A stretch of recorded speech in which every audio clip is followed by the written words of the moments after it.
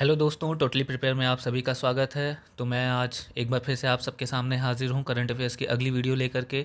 इस वीडियो में हम 22 जुलाई 2023 के सारे करंट अफेयर्स को देखेंगे जो बहुत ही मोस्ट इम्पॉर्टेंट हैं। तो चलिए शुरू करते हैं हमारी आज की वीडियो को। ये रहा आपकी स्क्रीन पे आज का पहला क्वेश्चन। तो जैसा कि आप देख पा रहे हैं, पहला क्वेश्चन है, सशक्त महिला ऋण योजना की शुरुआत किस राज्य के द्वारा की गई है। तो दोस्तों आपको बताना है कि सशक्त महिला ऋण योजना की शुरुआत किस राज्य के द्वारा की गई है। तो दोस्तों इस योजना की शुरुआत हिमाचल प्रदेश के द्वारा की गई है और ये योजना हिमाचल प्रदेश के मुख्यमंत्री सुखविंदर सिंह सुक्खू, इन्होंने इस योजना की शुरुआत करी है। देखिए क्वेश्चन ऐसे भी पूछ सकता है कि हिमाचल प्रदेश के वर्तमान में मुख्यमंत्री कौन है। तो हिमाचल प्रदेश के वर्तमान मुख्यमंत्री सुखविंदर सिंह हैं। और सशक्त महिला ऋण योजना की शुरुआत किस राज्य ने करी है। तो सशक्त महिला ऋण योजना की शुरुआत हिमाचल प्रदेश राज्य ने करी है। सेकंड क्वेश्चन देखते हैं। सेकंड क्वेश्चन है आपका, भारत ने किस देश के साथ HAL द्वारा बनाए गए हल्के एवं मध्यम उपयोगिता वाले हेलीकॉप्टर्स यानी कि light and medium utility helicopters के अधिग्रहण के लिए आशय पत्र। देखिए आशय पत्र क्या होता है, आशय पत्र होता है लेटर ऑफ इंटेंट। आशय पत्र क्या होता है, लेटर ऑफ इंटेंट। तो अभी हाल ही में इंडिया ने क्या किया है, एक देश के साथ HAL के द्वारा बनाए गए हेलीकॉप्टर्स के अधिग्रहण के लिए आशय पत्र पर हस्ताक्षर किए हैं। तो आपको उस देश का नाम बताना है। तो वो देश है दोस्तों अर्जेंटीना। आप सभी जानते हैं कि HAL यानी कि हिंदुस्तान एरोनॉटिकल लिमिटेड, ये हमारे यहाँ हेलीकॉप्टर्स का निर्माण करता है जो कि सेना के लिए भी उपयोगी होते हैं। तो अर्जेंटीना के जो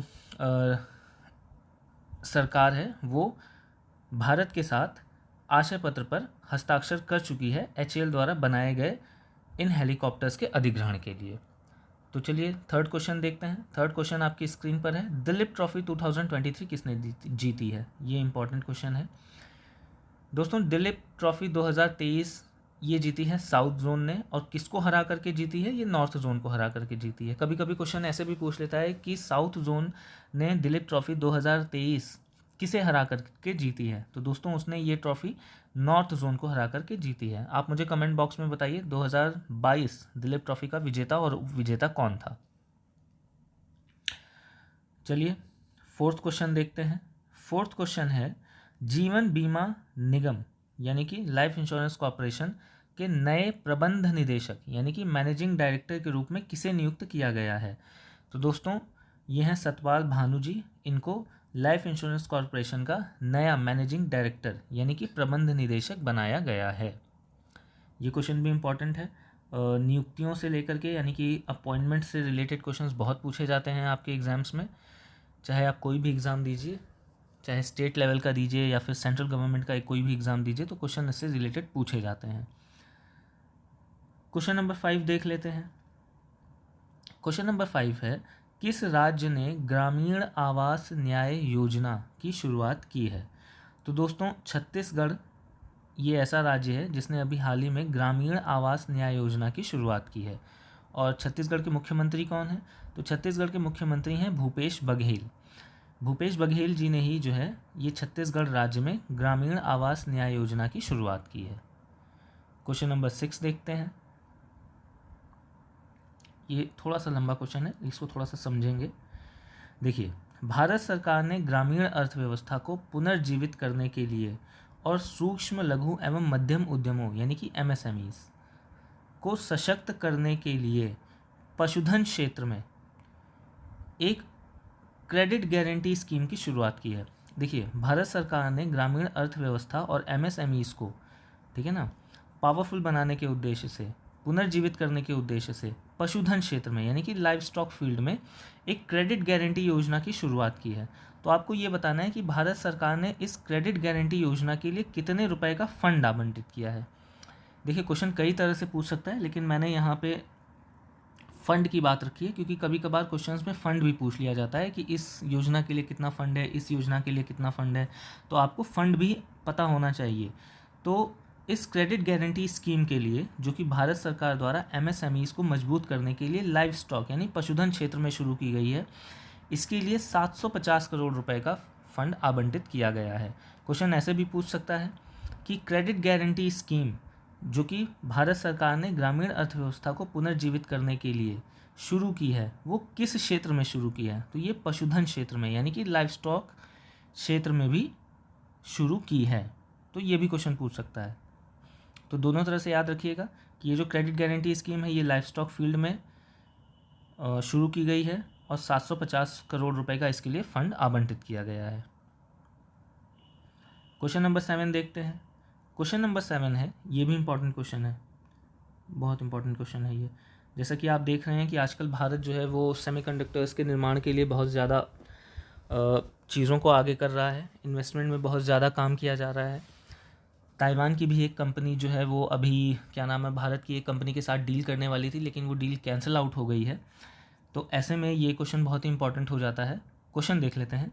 भारत ने क्वाड समूह में शामिल किस देश के साथ, जैसा कि आप जानते हैं कि क्वाड समूह में 4 देश हैं, कौन कौन से 4 देश हैं ये आप मुझे कमेंट बॉक्स में बताइए। क्वाड समूह में शामिल किस देश के साथ भारत ने सेमीकंडक्टर बनाने के लिए समझौते पर हस्ताक्षर किए हैं? तो दोस्तों जापान, ये बेसिकली दूसरी ऐसी क्वाड कंट्री है जिसके साथ भारत ने सेमीकंडक्टर बनाने के लिए समझौता किया है। पहली क्वाड कंट्री है अमेरिका, जिससे भारत पहले ही सेमीकंडक्टर बनाने के लिए समझौता कर चुका है। चलिए क्वेश्चन नंबर 8 देखते हैं। क्वेश्चन नंबर 8 है, राष्ट्रीय प्रसारण दिवस यानी कि नेशनल ब्रॉडकास्टिंग डे कब मनाया जाता है? तो दोस्तों ये हर साल 23 जुलाई को मनाया जाता है। ये भी क्वेश्चन याद रखिएगा, ये भी इंपॉर्टेंट क्वेश्चन है। देखिए इंटरनेशनल्स, भले आप इंटरनेशनल डे ना याद रखें लेकिन नेशनल डे ज़रूर याद रखिए, क्योंकि कई बार नेशनल डे एग्ज़ाम में ज़्यादा पूछे जाते हैं। जो मैंने अभी तक एक्सपीरियंस किया है उसके बेसिस पे मैं बता रहा हूँ। हालांकि इंटरनेशनल भी पूछे जाते हैं लेकिन नेशनल्स ज़्यादा पूछे जाते हैं। तो नेशनल जितने भी डेज़ हैं उनको ज़रूर याद रखिए। क्वेश्चन नंबर 9 देखते हैं। क्वेश्चन नंबर 9 है, भारत में, ये भी इंपॉर्टेंट क्वेश्चन है, देखिए पहले से ही लिखा हुआ था, ठीक है ना, ये भी इंपॉर्टेंट क्वेश्चन है। भारत में पीपीपी मॉडल पर आधारित पहली अटल टिंकरिंग लैब किस राज्य में स्थापित की गई है? तो दोस्तों पीपीपी मॉडल पर आधारित पहली अटल टिंकरिंग लैब केरला राज्य में स्थापित की गई है। और ये किसके कोलैबोरेशन से स्थापित की गई है, ये भी इंपॉर्टेंट है, क्वेश्चन इस पर भी पूछता है। तो ये जो लैब है ये नीति आयोग के अटल इनोवेशन मिशन और ओप्पो इंडिया, इन दोनों ने मिल करके क्या की है, केरला में प्रथम पीपीपी मॉडल पर आधारित अटल टिंकरिंग लैब बनाई है। तो ये भी आप पूछ सकता है क्वेश्चन कि भारत में पीपीपी मॉडल पर आधारित पहली अटल टिंकरिंग लैब किस कंपनी के द्वारा तैयार की गई है? तो ओप्पो इंडिया के द्वारा तैयार की गई है। किसके सहयोग से तैयार की गई है? तो नीति आयोग के अटल इनोवेशन मिशन के सहयोग से तैयार की गई है। कहाँ स्थापित की गई है? तो ये केरला में स्थापित की गई है। जितने भी क्वेश्चन हैं इंपॉर्टेंट हैं। ये देखिए ये भी क्वेश्चन अच्छा है। क्वेश्चन नंबर 11 है, रुद्रगिरी पहाड़ी कहाँ पे स्थित है? देखिए अभी रुद्रगिरी पहाड़ी जो है वो चर्चा का विषय बनी हुई है। तो सबसे पहले इसका आंसर देख लेते हैं कि रुद्रगिरी पहाड़ी कहाँ पे स्थित है। तो ये आंध्र प्रदेश में स्थित है, ठीक है ना। और ये किस लिए चर्चा का विषय बनी हुई है? क्योंकि यहाँ पे जो मेसोलिथिक युग और काकतीय वंश से संबंधित शैल चित्र पाए गए हैं, तो इसलिए ये बहुत ही इस समय न्यूज़ में बनी हुई है। तो ये याद रखिएगा, रुद्रगिरी पहाड़ी कहाँ पे स्थित है? तो दोस्तों रुद्रगिरी पहाड़ी आंध्र प्रदेश में स्थित है। क्वेश्चन नंबर 11, ये भी इंपॉर्टेंट क्वेश्चन है, ये भी इंपॉर्टेंट क्वेश्चन है। देखिए क्वेश्चन नंबर 11 क्या कहता है, किस संगठन ने प्रधानमंत्री फसल बीमा योजना को मजबूत करने के लिए एब्सोल्यूट के साथ समझौते ज्ञापन पर हस्ताक्षर किए हैं? तो आपको उस संगठन का नाम बताना है जिसने फसल बीमा योजना, प्रधानमंत्री फसल बीमा योजना को मजबूत करने के लिए एब्सोल्यूट के साथ समझौते ज्ञापन पर हस्ताक्षर किए हैं। तो दोस्तों ये संगठन है United Nations of Development Programme, UNDP, United Nations of Development Programme. तो ये भी याद रखिएगा।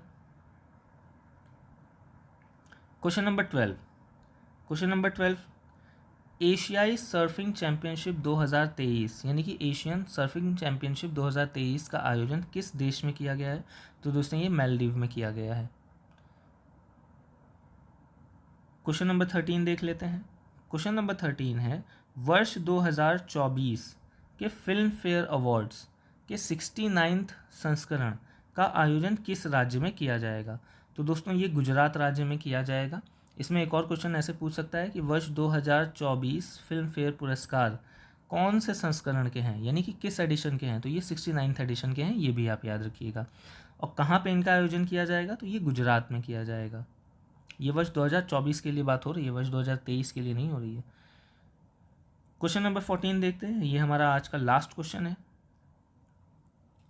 क्वेश्चन नंबर 14 है, किस मंत्रालय ने जीएम पोर्टल के माध्यम से खरीद के लिए बेस्ट एंगेजमेंट अवार्ड जीता है?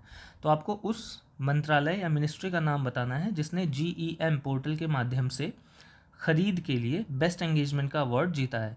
तो दोस्तों ये है कोल मिनिस्ट्री, यानी कि कोयला मंत्रालय। तो यहाँ पे हमारे आज के करंट अफेयर्स ख़त्म होते हैं। आशा है आपको ये वीडियो अच्छी लगी होगी। तो अगर ये वीडियो अच्छी लगी है आपको तो प्लीज़ हमारे चैनल को सब्सक्राइब करिए और नोटिफिकेशन बेल पे प्रेस कर दीजिए ताकि आपको सारे वीडियोस मिलते रहें। आशा है आप अच्छे होंगे। अपना ख्याल रखिएगा। कल मिलते हैं अगली वीडियो में, तब तक के लिए नमस्कार।